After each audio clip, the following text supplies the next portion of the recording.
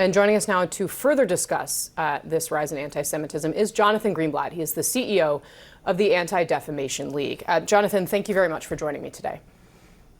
Thank you for having me. I just want you to kind of set the stage for us a little bit here, because I got to tell you, the things that are happening right now, I never really expected to see in the United States. I suppose that was naive of me.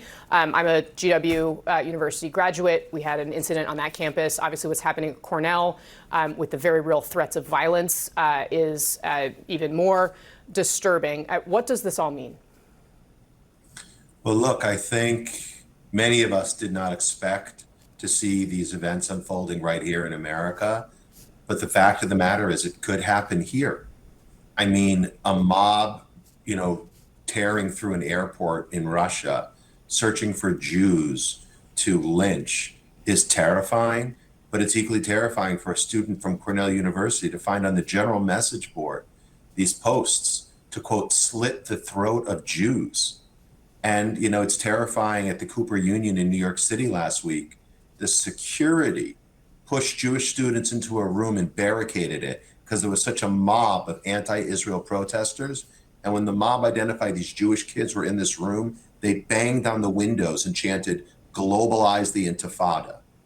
For anyone who doesn't remember what that was, the Intifada was a series of terror attacks, bus bombings, disco bombings, where civilians were slaughtered in Israel in the early 2000s.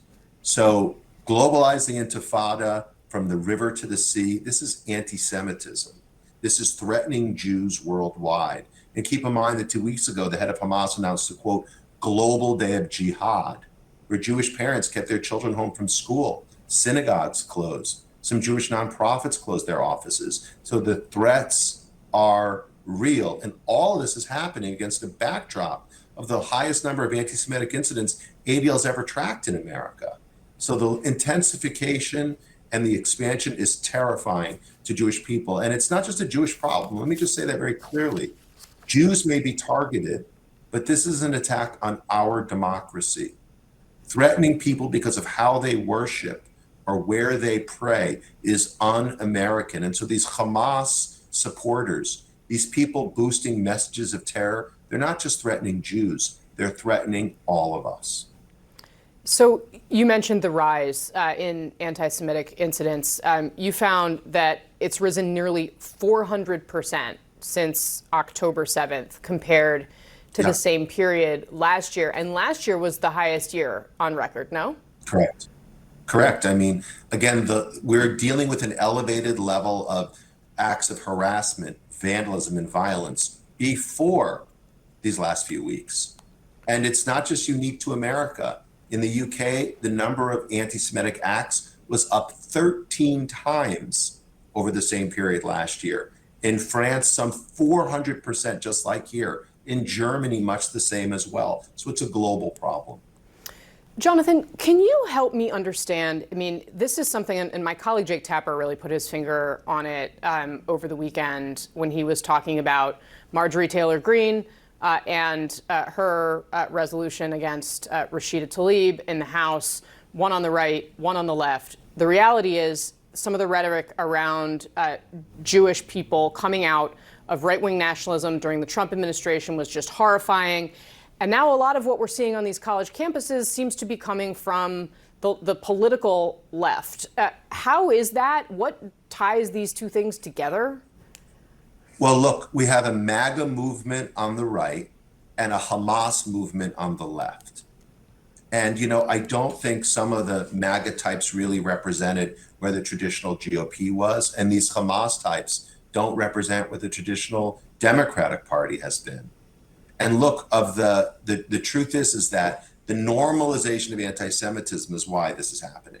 When you say things like the Great Replacement Theory or you demonize George Soros, when you say things like anti-Zionism is okay, from the river to the sea, these may feel different to some.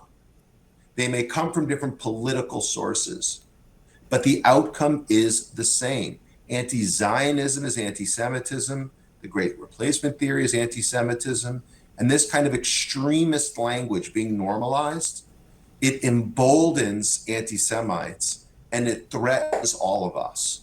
So I think the question is less, Marjorie Taylor Greene versus Ilhan Omar, both of whom are very problematic. And the truth is, we've got to focus on how the mainstream Democrats, the mainstream Republicans stand up and say no. Now, I will tell you this. I'm leaving here to go meet with the Secretary of Education, Miguel Cardona, and I'm going to press him on what the administration will do to keep Jewish college students safe. There was an announcement this morning, and it was great. It was important. President Biden has been rock solid, but we need to make sure that whether it's these student groups that are literally providing material support and enabling a Hamas presence on campus, or whether it's these universities which are not, literally enforcing their own obligations under the law to keep Jewish students safe. We need to make sure, whether it's the FBI or DHS or education or the White House, that our government is keeping Jewish kids safe. That's all we're asking for. All right, Jonathan Greenblatt of the ADL, thank you very much for your time today, sir. I really appreciate it.